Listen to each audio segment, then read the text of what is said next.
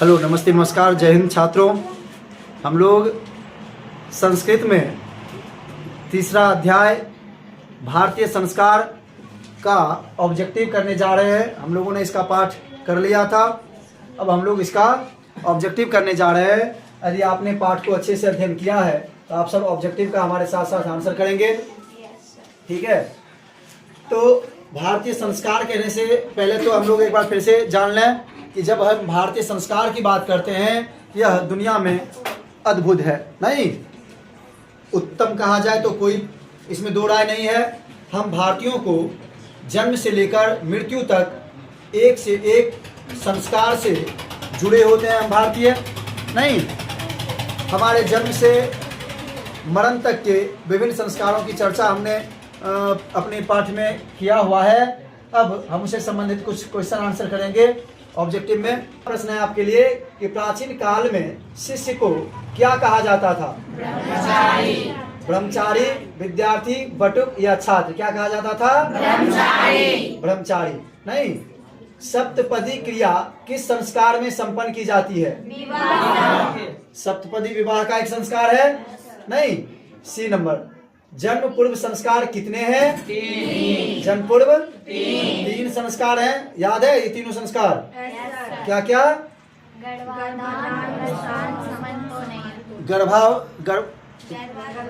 Number 1 गर्भाधान, दूसरा पुंसवन और तीसरा समांत उपनयन, नहीं। चौथा क्वेश्चन हम लोगों के लिए, सीमांत उपनयन किस प्रकार का संस्कार है?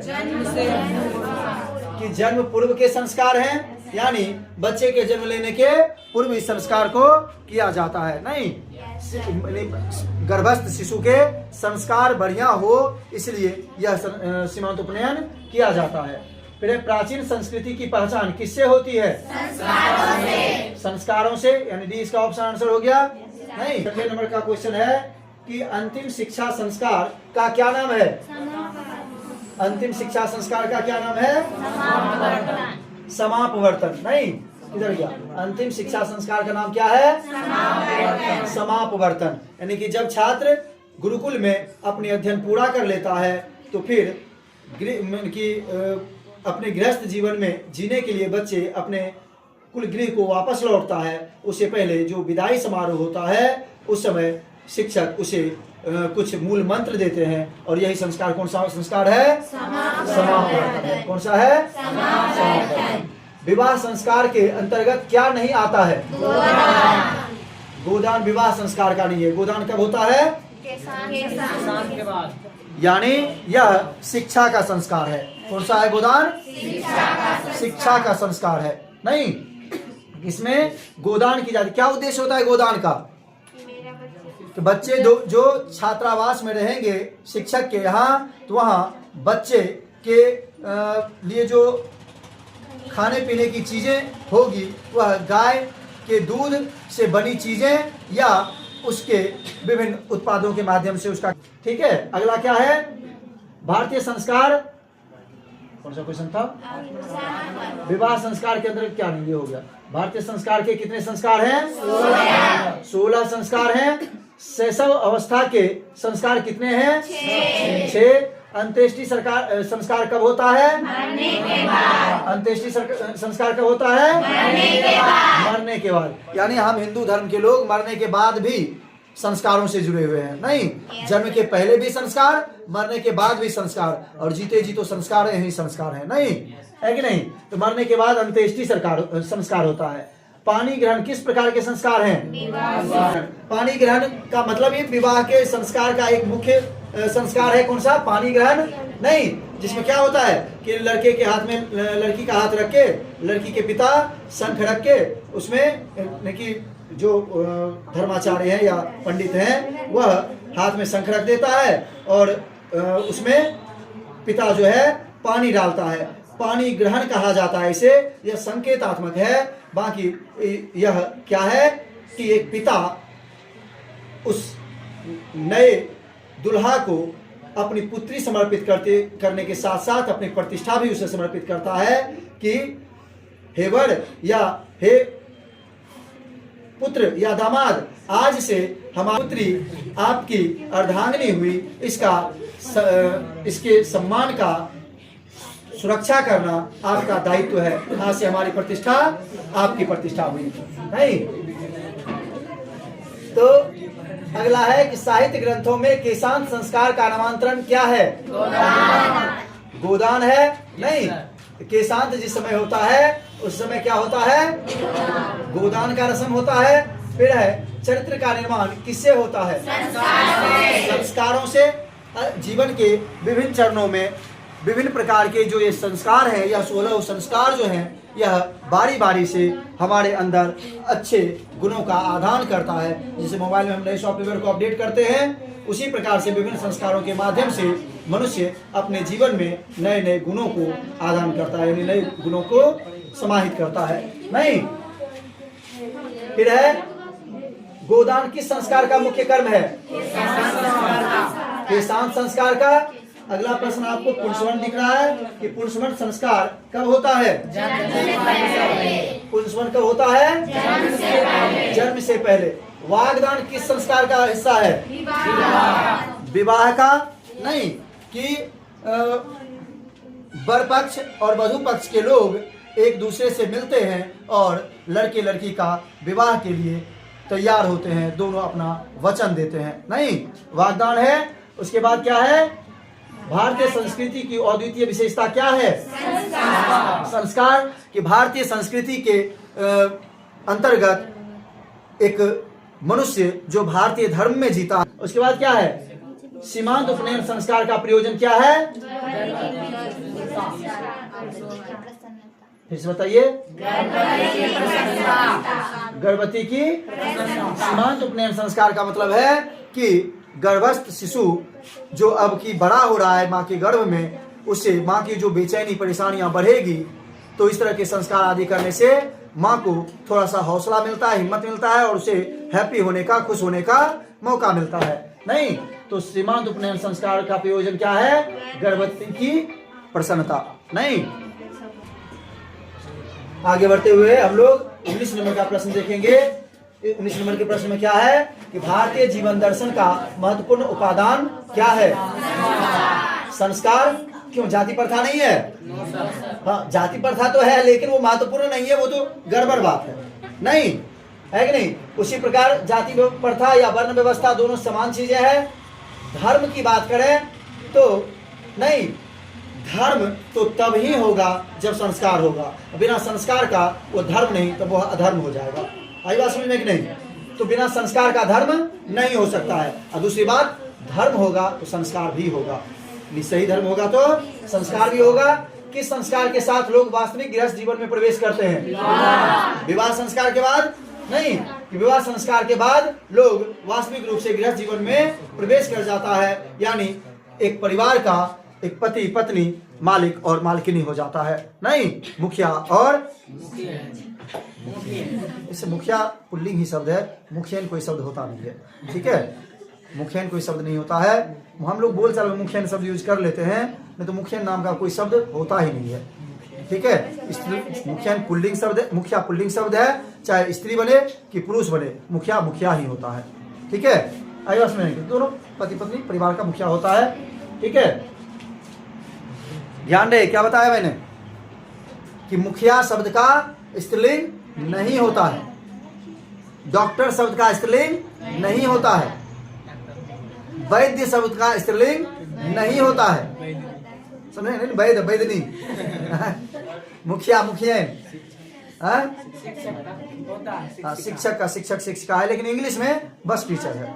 टीचर जेरंड है। टीचर क्या है? जेरंड है, यानी टीचर शब्द का स्त्रीलिंग और पुल्लिंग नहीं होता है, लेकिन हिंदी में शिक्षक और शिक्षिका होता है। नहीं, आगे बढ़े तो मनुष्य गृहस्थ जीवन में कब प्रवेश कर लेता है? विवाह संस्कार के बाद। विवाह संस्कार के हो गया, यानी गृहस्थ जीवन का संस्कार कौन सा है? विवाह संस्कार के। ये क्वेश्चन गलत है, ये क्वेश्चन सही है। मनुष्य गृहस्थ जीवन में कब प्रवेश करता है? तो विवाह संस्कार के साथ। नहीं, संस्कारों को कितने भाग में बांटा गया है? 5 भागों में। चैप्टर की शुरुआत में ही दी हुई थी नहीं, कि संस्कारों को 5 भागों में बांटा गया। रिवीजन करिए कौन कौन से? जन्म पूर्व के संस्कार, शैशवावस्था के संस्कार, शिक्षा के संस्कार, गृहस्थ जीवन के संस्कार और अंतिम संस्कार। नहीं, मृत्यु के बाद अंतिम संस्कार। अब मृत्यु कोई संस्कार नहीं होता है, मृत्यु के बाद संस्कार किए जाते हैं। नहीं, दाह संस्कार उसके अंतर्गत आता है। दाह संस्कार है, नहीं दान है, कुछ दूसरे लोगों को भोजन इत्यादि कराना है, नहीं ये सभी चीजें। बाकी क्या है कि उसके जो परिवार के उत्तराधिकारी होंगे उसका पगड़ बनौन होता है, इसमें कि बच्चों उसके घर के बड़ों को बैठाकर जो है उसकी सर पे पगड़ी बांधी जाती है। नहीं कि अब इस घर के मुखिया नहीं रहे, अब आज से आप इस घर के मुखिया है कि नहीं? पगड़ बनौन की रस्म यही है। अगला क्या है? फिर से प्रश्न है आपको, समावर्तन संस्कार का उद्देश्य क्या है? कि गृह से गृहस्थ जीवन में प्रवेश करना। यानी कि छात्र जब अपनी शिक्षा को पूर्ण कर लेता है तो फिर समावर्तन संस्कार के बाद वह गृहस्थ जीवन के लिए अपने गांव और घर को वापस लौट जाता है। गर्भाधान संस्कार का प्रयोजन क्या है?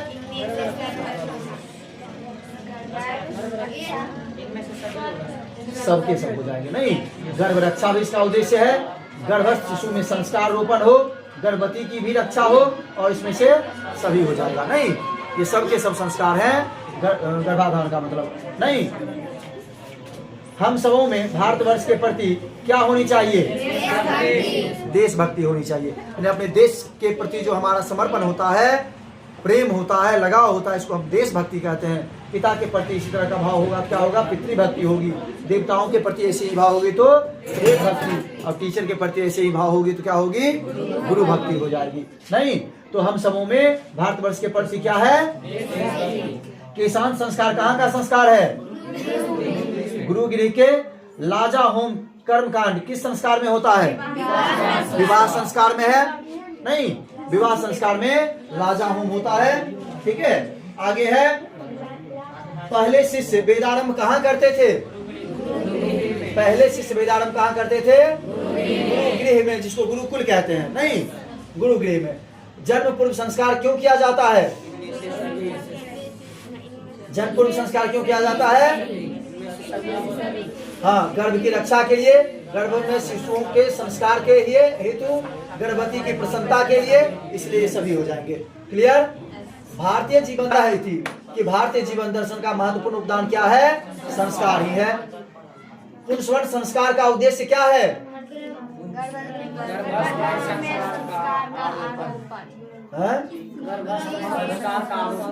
हाँ, पुंसवन का मतलब क्या है?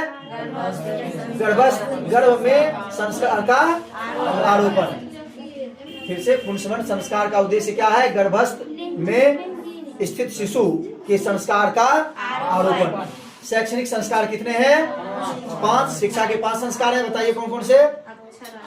अक्षरारंभ, उपनयन, वेदारंभ, केशांत, समापवर्तन। नहीं है कि नहीं? अगला है कि शिक्षा कर्म। अगला है शिक्षा कर्म डैश परंपरागति।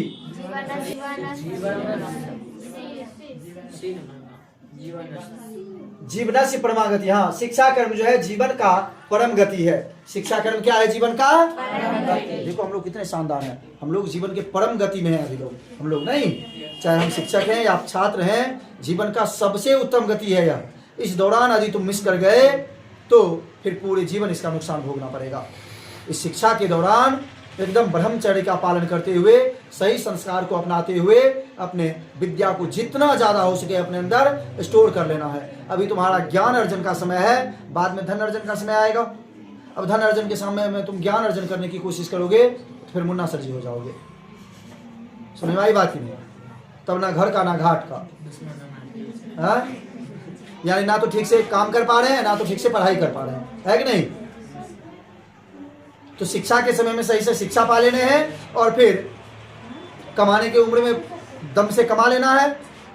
समझ में आ गई बात की नहीं? तो शिक्षा कर्म जीवनेन परमा गति, शिक्षा कर्म जीवन का क्या है?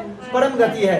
छात्राणाम डैश तपः अध्ययनम तपः, कि छात्रों का अध्ययन ही तप है। पूजा पाठ अलग से, मैंने पिछले भी क्लास में आपको समझाया है कि पूजा पाठ अलग से करने की छात्र को कोई आवश्यकता नहीं है। आप अपने गुरु का सही से बात करें, सरस्वती की आराधना करें और अपनी पढ़ाई को नियमित तरीका से एकदम नहीं निरत रहकर उसे करना है कि नहीं? समझ में आई बात कि नहीं? तो छात्र जीवन का सबसे बड़ा तप क्या है? अध्ययन है, नहीं? तो इसके साथ ही हम लोगों ने संस्कृत का यह ऑब्जेक्टिव कंप्लीट किया। आप लोगों ने अच्छा रिस्पॉन्स किया कि लगता है कि कुछ आपने याद करके आया है।